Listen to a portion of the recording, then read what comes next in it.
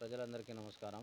ఈరోజు ముఖ్యంగా మీడియా ముందుకు రావడం ఎందుకంటే 77వ గణతంత్ర దినోత్సవం సందర్భంగా మన భారతదేశంలో ఉన్న ప్రజలందరికీ కూడా శుభాకాంక్షలు తెలియజేసుకుంటున్నాం.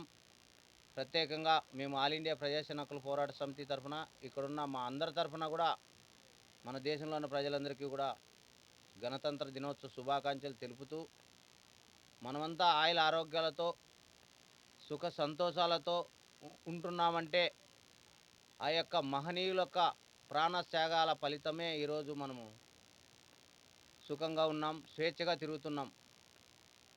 ఆ రోజు డాక్టర్ బిఆర్ అంబేద్కర్ గారు మన కోసం రాజ్యాంగం రాసినారు, మన కోసం ఓటు ఉచితంగా ఇచ్చి మనకు స్వేచ్ఛగా తిరిగే హక్కును ఆయన మనకు భారత రాజ్యాంగంలో పొందుపరిచి మనకు విద్యా ఉద్యోగం అయితేనేమి అన్ని విషయాల్లో మనం స్వేచ్ఛగా తిరుగుతున్నామంటే ఆ రోజు అంబేద్కర్ గారు మనకు ఒక అవకాశాన్ని ఇచ్చి స్వేచ్ఛను ఇవ్వడం జరిగింది. కాబట్టి ఈరోజు మనము భారతీయులమని చెప్పుకుంటున్నాం, కానీ జెండా ఎగరేసేదానికి ముందుకు రాకుండా.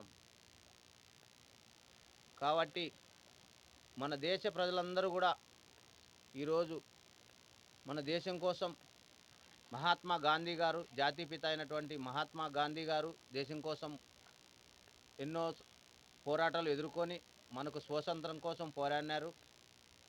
అలాగే సుభాష్ చంద్రబోస్ గారు, భగత్ సింగ్ గారు, గుర్రం జాస్వా గారు, అలాగే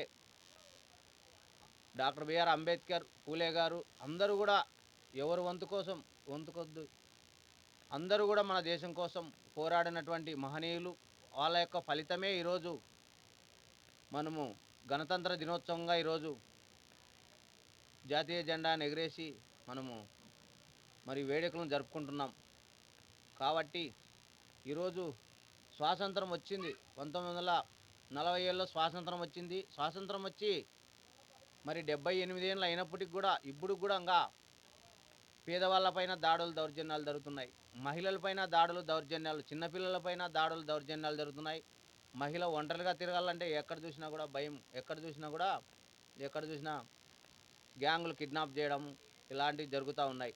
ఇవన్నీ అరికట్టాలంటే తక్షణమే కేంద్ర రాష్ట్ర ప్రభుత్వాలు కూడా చర్యలు తీసుకోవాలి.